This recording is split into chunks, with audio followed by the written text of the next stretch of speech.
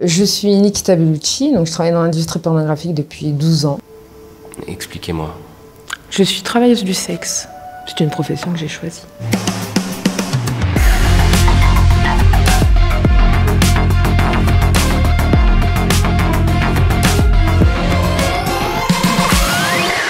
Nikita, c'est ça?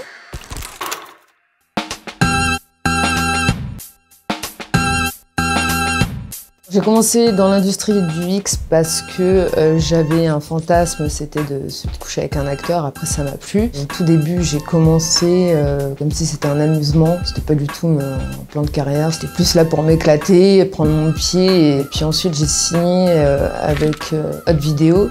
Hi, what's your name? My name is Nikita Bellucci.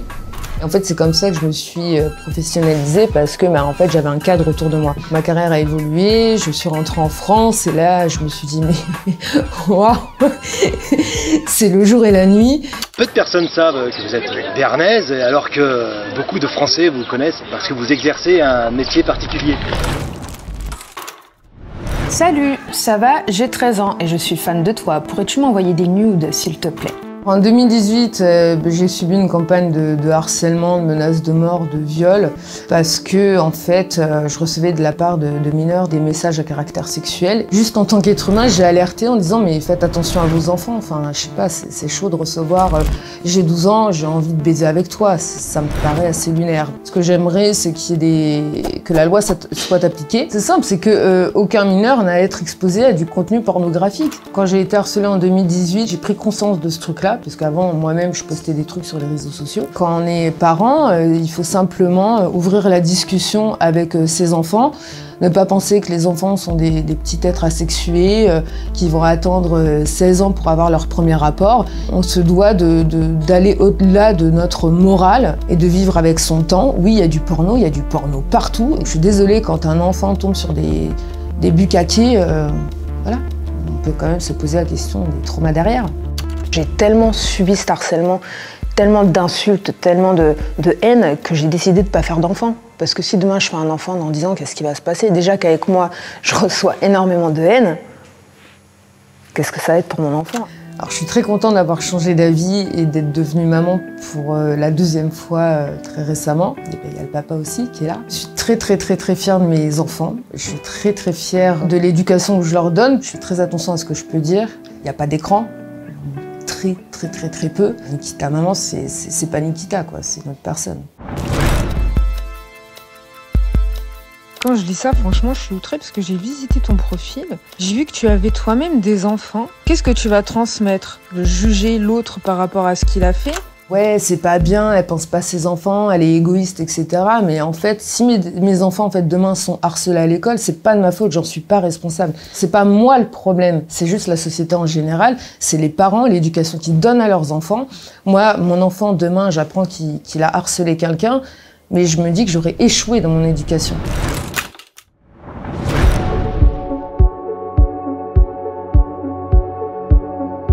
Cet après-midi, je vais faire une conférence à SAS sur la non-accessibilité du X aux mineurs, parler des dangers de l'exposition. C'est un sujet qui me tient à cœur parce que je milite là-dessus depuis maintenant 6 ans.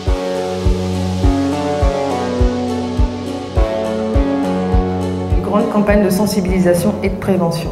Nous souhaitons qu'elle soit destinée aux ados, mais aussi aux parents. 2023, nous sommes capables de faire un montage avec Emmanuel Macron qui ramasse les poubelles. J'aspire à ce qu'on trouve une solution pour protéger nos enfants d'Internet.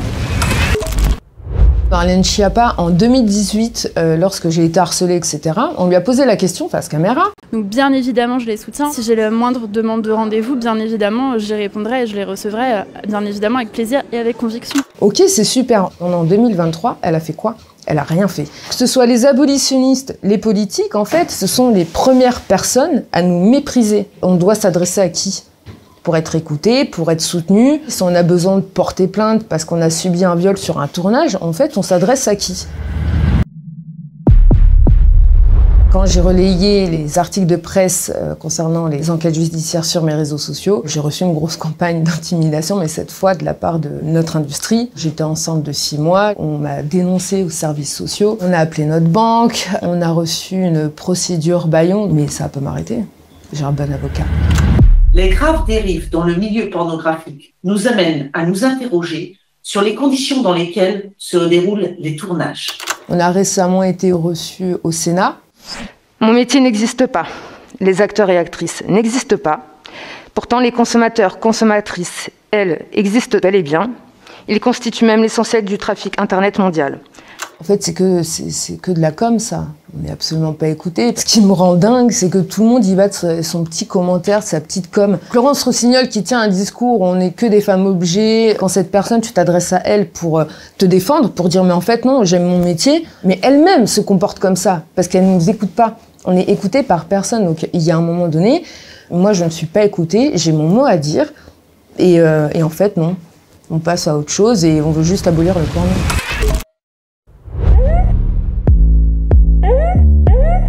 J'ai ouvert récemment un établissement de nuit sur Rouen.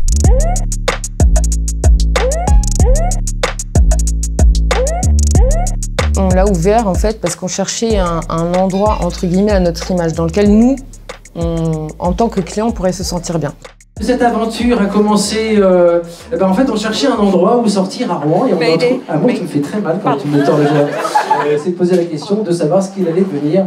On l'a racheté, on a voulu insuffler une direction un petit peu différente de l'origine, mais d'en faire un établissement ouvert aux libertins. En tout cas un lieu conforme à tout ce qu'on a fait dans le cinéma porno, c'est-à-dire un lieu qui définit l'égalité entre les hommes et les femmes, la bienveillance, le consentement, etc.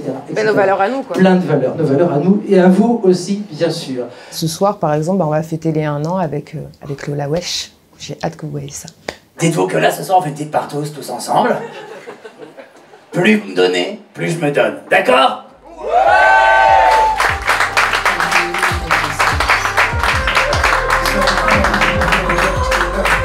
Ce que je souhaite au porno, c'est qu'il y a un bon coup de ménage qui soit fait, qui est un cadre. C'est que les actrices soient protégées, qu'elles puissent parler, parce qu'il y en a beaucoup qui ont des choses à dire. Et ce qu'on doit souhaiter pour la Nikita, je suis très heureuse comme je le suis. Et ce qu'on peut me souhaiter, c'est d'être la femme et la maman épanouie.